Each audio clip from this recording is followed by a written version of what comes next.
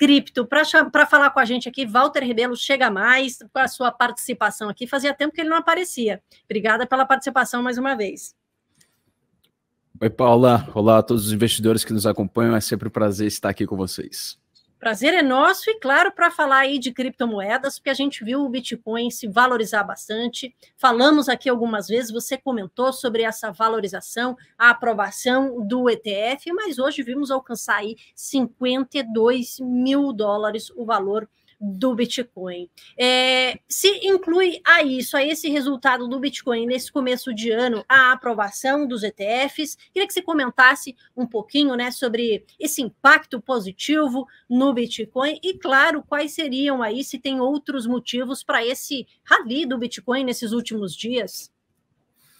Paulo, a gente está no começo de um bull market, certo? Com a aprovação dos ETFs, eu diria que formalmente entramos no bull market. E todas as valorizações de preço, lógico, nada na vida é uma linha reta, né? Então a gente compra hoje aqui, vai ter um caminhão acidentado e a gente espera que daqui a um ano, ou no fim desse ciclo, a gente tenha um investimento que dê lucro. Então toda a manifestação positiva de preço que a gente está vendo ao longo desse caminho é fruto de três fatores.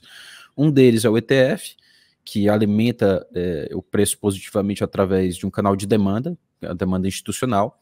E por acaso, né, os ETFs de Bitcoin foram os ETFs de maior sucesso da história, comparando com todos os outros ETFs que lançaram lá nos Estados Unidos, olhando para ativos sob custódia depois de um mês após a criação. De longe, os ETFs de Bitcoin é o produto mais popular em termos de ETF nos Estados Unidos. Então, essa é a primeira razão. A segunda razão é o halving. O halving, apesar de ser uma diminuição marginal na recompensa por bloco minerado, ou seja, quando eu faço uma transação para você e esse bloco ele é minerado pela rede de mineradores do Bitcoin, esses mineradores estão sendo recompensados em Bitcoin pela própria rede. A cada halving, essa recompensa diminui pela metade. Então o impacto que tem sobre a oferta ele vai diminuindo. Mas mesmo assim, é uma narrativa super importante e é uma coisa que eu tenho notado aqui até no Brasil, mas isso está acontecendo ao redor do mundo, né? Várias gestoras de capital têm alocado em Bitcoin e o halving é uma das principais razões, porque ele elenca muito bem, ele ilustra muito bem a escassez do Bitcoin, a escassez garantida, né, digitalmente. Então esse é o segundo fator. O terceiro fator é por causa do ciclo de juros dos Estados Unidos, que a gente espera que ele caia por meados desse ano, né? Então, assim, isso alimenta apetite para o risco, porque em essência, quando você vai investir, você tem duas maneiras de investir, né? Ou renda fixa ou renda variável. E a renda fixa é aquele tipo de investimento que você é pago para não arriscar, né? Então, é baseado na taxa livre de risco. Então, se essa taxa livre de risco ela começa a cair, o seu incentivo para investir em renda variável, seja ações, seja cripto, seja algum tipos de fundo para renda variável, esse incentivo aumenta, né? Então, esses três fatores é o que está fazendo com que o preço do Bitcoin se mova para cima de uma maneira bastante acelerada até nesse começo de ano, mas já é algo que a gente tinha escrito aqui, já tinha falado em outros giros de mercado desde 2023, né? Lá do comecinho de 2023. Perfeito. E você comentou aí desse terceiro motivo, né, a queda dos juros. A gente viu, vamos dizer, o mercado bastante empolgado no começo do ano, prevendo uma queda ali para março. Acabou que essa queda foi um pouco adiada, né, ali para maio, e até mais agora, fala-se mais até em junho. De alguma forma, esse adiamento pode, de repente, mexer ali com a valorização do Bitcoin, ou só a perspectiva dessa queda já o mantém nessa perspectiva positiva, vamos dizer assim? O mantém, porque alguma hora esses juros vai ter que baixar, né? Por que o juros está alto? Porque a inflação estava descontrolada nos Estados Unidos. E, aliás, uma das coisas interessantes também sobre a tese de você investir em Bitcoin, especialmente para investidor institucional, é de que você consegue investir em uma classe de ativos que ela tem uma correlação baixa com todas as outras classes de ativos. Isso é tão verdade que é só olhar para a reação de preço entre ações, no geral, e o Bitcoin e demais criptoativos nesse último resultado de inflação lá nos Estados Unidos. A gente teve uma inflação que foi acima da expectativa, projetada para janeiro. Aí o Fed ele já deu essa sinalização de que, não, peraí, não podemos baixar os juros assim tão depressa, a gente precisa de uma sinalização melhor da inflação, de que a gente pode acelerar a economia, mas mesmo assim o Bitcoin reagiu positivamente, porque tem uma demanda aí de mais de 10 anos de gestores de capital e instituições que queriam investir em criptoativos, especificamente do Bitcoin, mas não tinham nenhuma avenida de investimento prático. Então, muito complexo de você investir. Então, a gente continua seguindo tranquilo aqui, né? A volatilidade de cripto continua sendo uma volatilidade que não é para todo mundo, você precisa um pouco de estômago, mas a gente tem um caso aqui de estudo realmente confiável de que teremos lucro nesse mercado ao longo do tempo. Perfeito. E como você falou aí, já começou o bull market de cripto aí, que a gente estava, né? Está começando realmente, agora deu essa acelerada e passou dos 50 mil dólares. Mas queria falar também, puxar aqui e falar um pouquinho do Ethereum, que também ultrapassou o patamar dos 2.800 dólares, né? Pela primeira vez desde maio de 2022. A gente chegou a falar aqui, num giro anterior, sobre essa perspectiva de ETF do Ethereum também. Como é que anda esse processo? Está nessa expectativa? O que você pode falar um pouquinho desse ETF de Ethereum? E, claro, como é que você pode falar também dessa valorização da própria criptomoeda? Quais seriam os impactos aí? Em termos de impactos, seria a mesma coisa do Bitcoin, né? Você abre uma porta de investimento para os investidores institucionais. E para o Ethereum tem um case diferente de investimento do que tem para o Bitcoin. O Bitcoin era visto muito mais como uma reserva de valor, né? Um sistema financeiro que é completamente alheio aos sistemas financeiros que a gente tem hoje em dia, que é tudo baseado em moeda fiduciária e banco central, né? Então, o Bitcoin é um sistema que protege países e instituições desse risco sistêmico que a gente tem hoje, ainda mais no cenário em que geopolítica está sendo cada vez mais um fator de preocupação quando se trata de investimento. Para Ethereum, já é um caso diferente, por quê? Porque Ethereum é uma plataforma de contratos inteligentes, então é uma maneira de você estruturar negócios, contratos, serviços online de forma descentralizada. E é também uma plataforma que essas instituições, como por exemplo BlackRock, Fidelity, olham como uma maneira de você tokenizar ativos do mundo real e negociá-los, distribuí-los e automatizá-los ao redor do mundo. Então, aí é daí que vem o interesse dessas grandes instituições de também montarem um ETF para Ethereum, porque tem dinheiro para você fazer aí, então, e serventia também, né? Tem um valor intrínseco. Então, essa vai, em termos de valor, vai afetar dessa forma, né? Com instituições agora podendo investir em Ethereum. Em termos de expectativa para quando isso vai acontecer, os mais otimistas do mercado estão olhando para maio como uma possível data de aprovação. Eu, sinceramente, eu não sei, porque simplesmente não tem como você saber, né? O entendimento da SEC, que é a CVM americana, é algo que vai e vem, e na entrevista mais recente do presidente Gary Gensler, ele deixou assim bem mascarado qual é o entendimento da SEC em relação aos ETFs de Ether.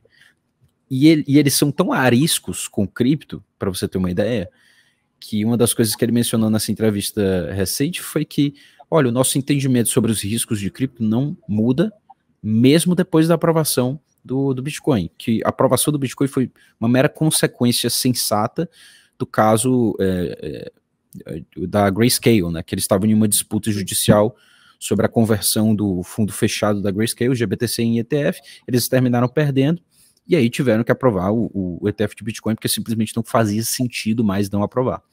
Eu acredito que essa vai ser o mesmo fim que o ETF de Ethereum vai ter, né? Alguma hora vai sair.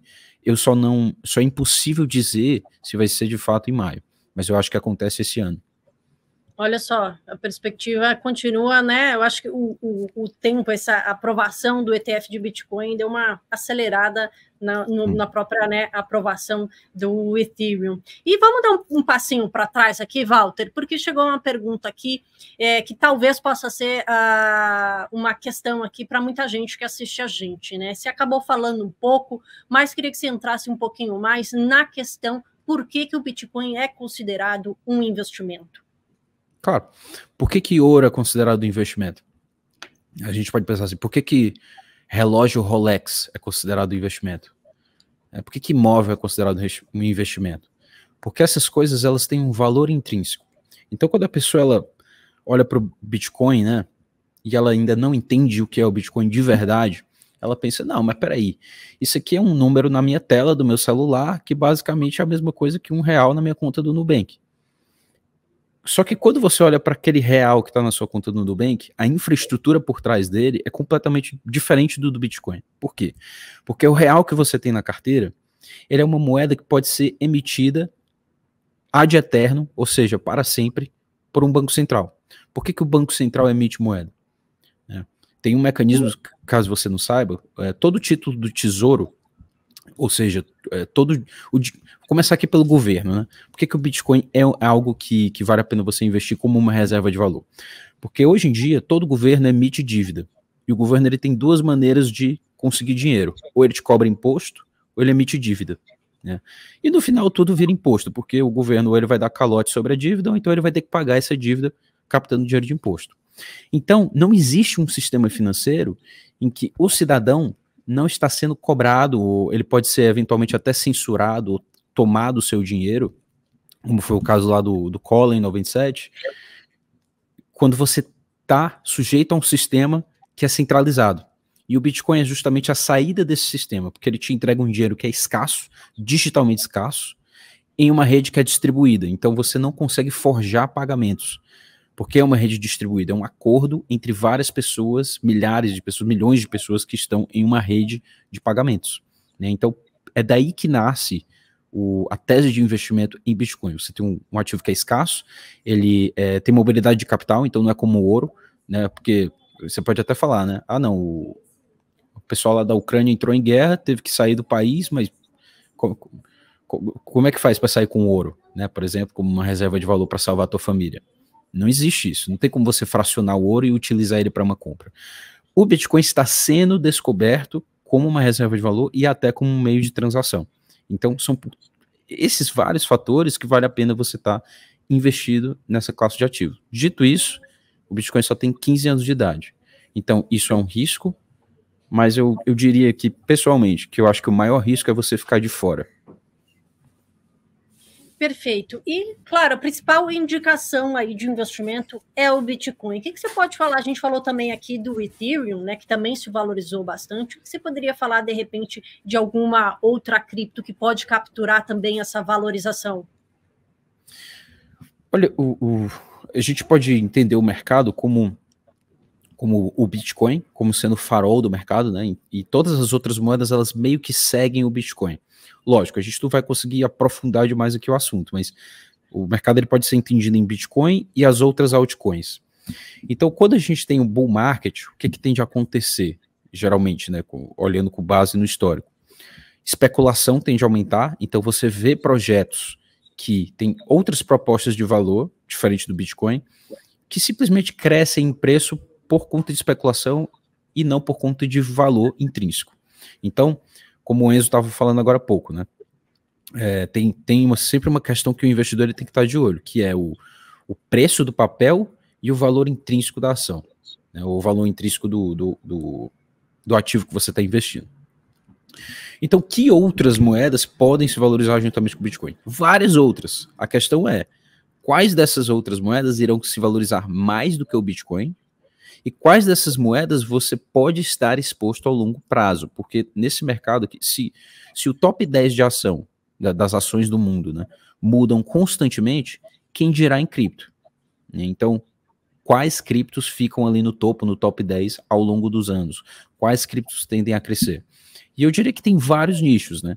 IA e cripto é um nicho que tem surfado tanto as duas altas, né, dos dois mercados, tanto do mercado de desenvolvimento de IA juntamente com cripto. Então são projetos que unem IA com cripto e que fazem, por exemplo, montam infraestruturas descentralizadas de processamento, de computação, no caso, né? Então, um ativo como a Cash Network, a KT, que permite você montar uma rede de computação em nuvem que é distribuída. Então, em vez de você ter um data center do Google, que vai lá estar processando os seus pedidos aqui de computação do meu computador aqui em São Paulo, você vai ter simplesmente uma rede que funciona em nuvem, e ela não está só em um servidor, mas sim baseado em várias GPUs ao redor do mundo, que estão organizadas através de uma rede de contratos inteligente.